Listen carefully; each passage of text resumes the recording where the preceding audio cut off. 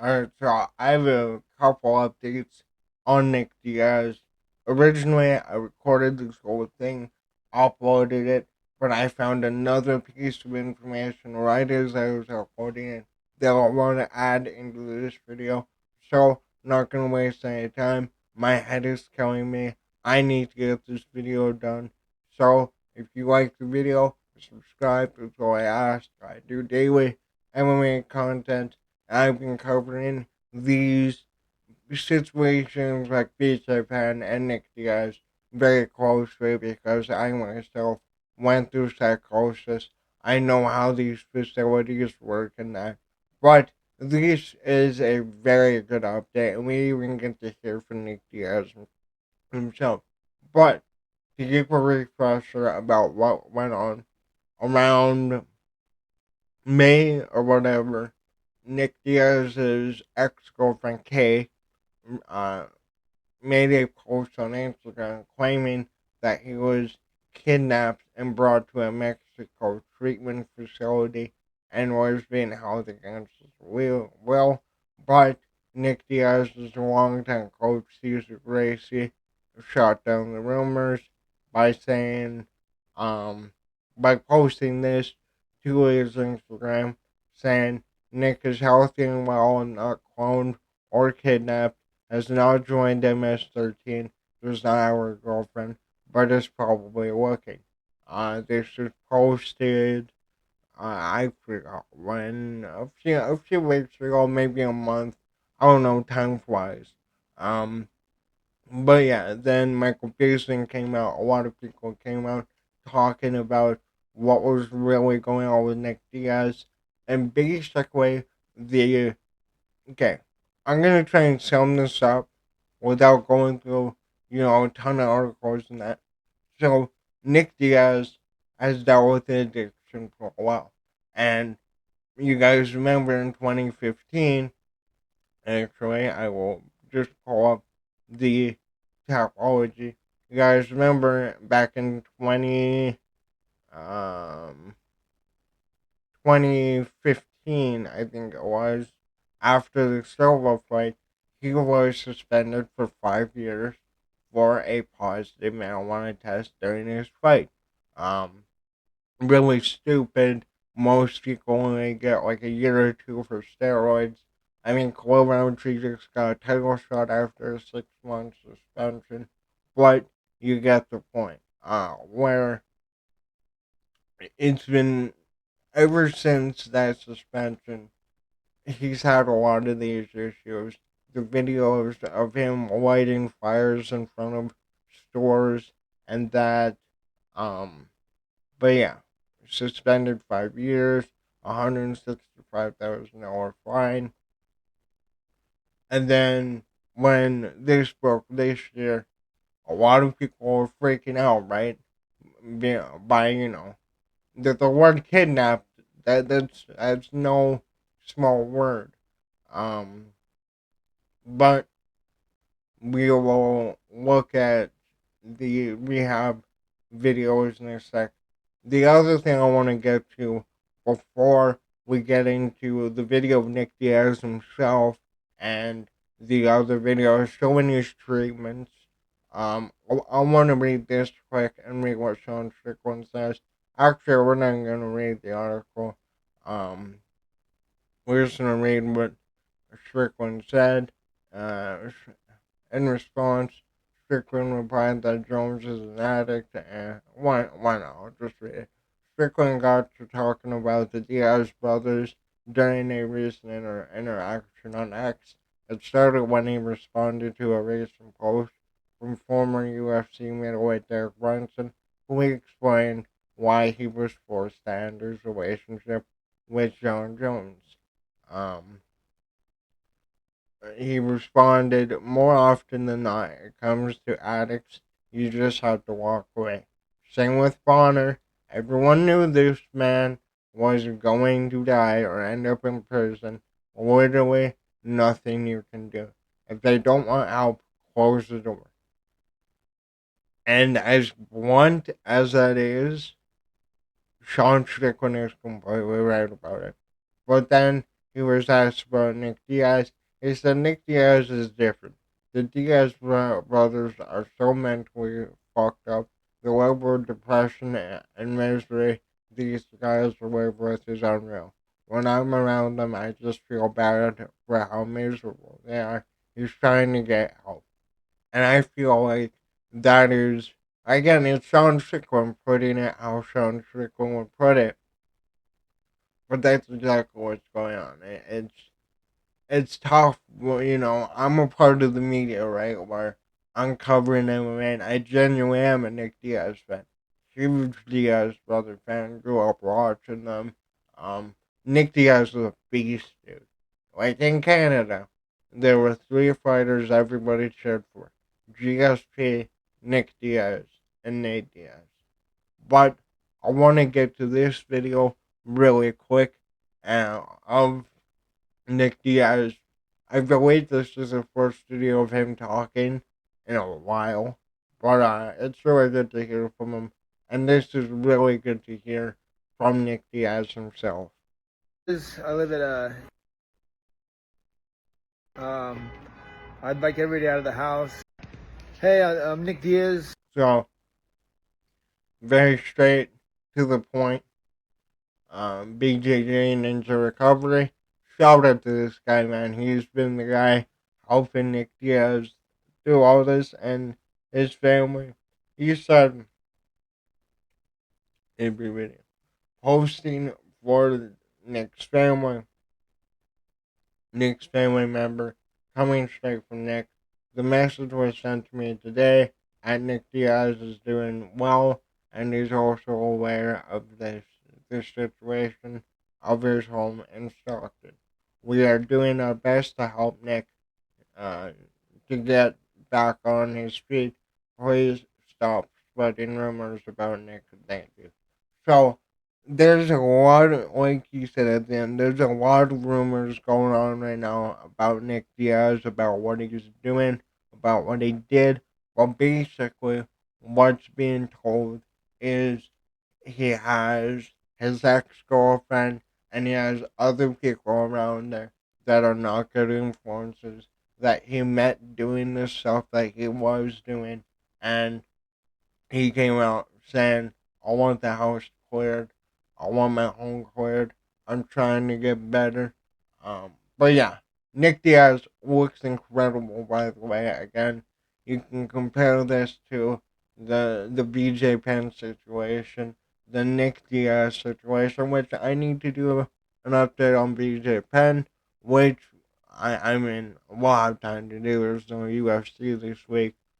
Um, but yeah, really good to hear from Nick Diaz. The other thing I want to show you too is he has been posting some of the treatments. Uh, so to see a quick current situation, how Nick is treated at the place he is in, July 1st, 25. Nick Diaz is well taken care of, and amenities as many amenities he has access on demand. Um, then I'll just read this real quickly, and then we'll figure out what this video is about. Actually, what is this thing?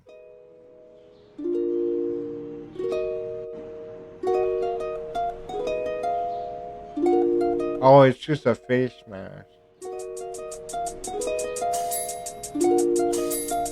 Damn, I kind of want. But yeah, there's the ADHD for you. Um, I'm just gonna reread it. There have been so many questions regarding Nick's well-being and concerns about whether he is being detained against his will. This statement aims to provide a factual, real-time update. Nick is receiving proper care, and we urge you to discard false claims circulated by individuals who wish to sabotage Nick's progress and manipulate him for their own gain. Nick's family is committed to providing him with the highest level of care. Thank you for your ongoing support. I ran into this video right as I was uploading the original version of this video, but again, shows acupuncture. It shows more of the rehab and that on a beach, I guess. All this stuff. But yeah. The main thing though, obviously, is hearing from Nick Diaz himself. And we know that Nick Diaz isn't a public figure, right? We know that Nick Diaz never liked being in front of the camera. He's, a nice guy in public and that, but wants to live his own life. But again, man, like when you're at the stage, I mean, I'm already gonna pull it up again. When you're at the stage Nick Diaz was, right, where you were a major star in MMA, period, for years and years. You came in, you beat Robbie Lawler, you went over to Strikeforce, you went on a unbelievable run. You came back on that Strikeforce run and continued it. You know what? Might as well. I'm gonna pull up his record. I do with every other fighter. I did it in every other video about Nick Diaz. But like, just because I know we have a lot of newer fans here that don't know who he is, before I get into my spiel about the recovery and addiction part, Nick Diaz, 26-10. He's 41 now. But, I'm going to start from the beginning. Debuts in 2001. Submits Mike Wick. Beats Chris Weigel with decision. Loses to Jeremy Jackson. Adam Lynn, Blaine Reiner. Submits, submits KO, TKO, TKO, fights Hironaka, loses a split decision at Judo Unit in 2002, submits Joe Hurley, first round knockout over Jeremy Jackson, debuts in the UFC, submitting Jeremy Jackson, the fight after. And then he fights Robbie Lawler in a fight where Robbie Lawler was a heavy favorite. He was a monster, you know. The infamous Nick Diaz walking in the cage and screaming, Stockton, motherfucker, Stockton. There's upstairs, be quiet, I don't want to ruin their day. But, incredible when they goes over to IBJJF, wins that, loses a split decision to Carol Parisian, a veteran, incredible fighter back in the day. KO's Drew Fickett, goes and does a boxing match, beats Alfonso Rocha, KO's Yoshi, and then he goes on a three-fight losing streak to Diego Sanchez. When Diego was on his incredible win streak to start his career, Joe Riggs, massive dude, fought Bruce Buffer in an elevator. Sean Shirk he lost to 30-2, and again to these two guys reduced to the gills. Then he beats Ray Stenbius, submits Josh Neer, KO's Quaison to a table. He has no contest around Takanome Norigami. I forgot. Oh, that was a fight. No, it's the Nunes fight. I forgot what that stoppage was. He beats McKenna, and then this first round doctor stoppage right here was the dumbest cut I've ever seen. One of the stupidest stoppages ever. But he rebounds. TKO, TKO, TKO. Frank Shamrock, second round TKO. Scott Smith, rear naked choke. First round KO, first round armbar. Gets back. This second KJ Nunes fight is incredible. If you've never watched the Nick Diaz fight and you want a peak Nick Diaz fight, either the first Robbie Lawler fight, this KJ Nunes one. Nick Diaz in Strikeforce was an animal. Submits Evangelista Santos, KO's Paul Daly, who, he's doing a brand new antitrust lawsuit. Paul Daly back in the day was incredible. And the fact that he knocked him out in the first round, a guy that had wicked power in the division, and then he comes back, fights BJ Penn, gets a fight of the night bonus, wins, you know, veteran of the sport, another guy who started off early, right? And then he fights Carlos Condit for the interim uh, welterweight title, loses, but he got that funny uh, press conference moment of we're throwing spinning shit now. Fights GSP, you had the controversies there, where's that? You had the weird Anderson Silva fight that he ended up getting suspended for 5 years after. And then the Robbie Lawler fight, he walked awful in that Robbie Lawler fight. But like, I go through all that so that you guys know who Nick Diaz is. If this is your first video watching, uh, first video about this while you're watching. But, back to the addiction side, back to Nick Diaz putting it together, man. And that's something that not a lot of people can do. It takes a lot to realize that you have a problem. Leave. It takes a lot to leave that issue, assess it, and then come back to it. And the fact that it's him in that video. It's not just his coach. It's not just Caesar. It's not just Ninja Recovery. It's Nick Diaz's own words. That is powerful. And you got to see how he was sober, clear minded, straight to the point. Hey, I want everybody out of my house. I want to come home. I want to continue to work on what I need to work on. And it's well, we can debate what led him down that road. We can debate whether it was a suspension, which part of it was. We can debate what he was using, what exactly he was using, how much. But again, it doesn't matter what the damage was. It matters what he is doing to repair it. And this man is taking leaps and bounds. Also, to end off this video, I tried looking for your comment before I recorded this. One of you said that you were watching my videos in rehab, and first of all, I'm honored that you would spend, you know, 15, 10, 20 minutes of your day watching my videos, especially out there. Hey, when I went up there, we weren't allowed to use phones.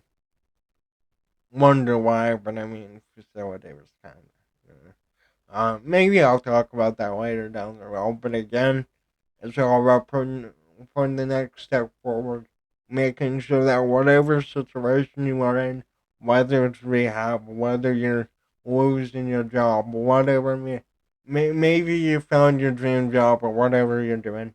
Again, one step at a time. Make sure that each day you're doing something to put yourself in a better position tomorrow. And that's really all we can do, right? Like, I still got my issues, you know. I've been out for like a half, well, year and 3 months, I think, 3, 4 months. I think the last time I was up there was like May of last year, and then I ended up finding this place, starting this channel, really, and now we're getting to the phone part, but I'm rambling on. I hope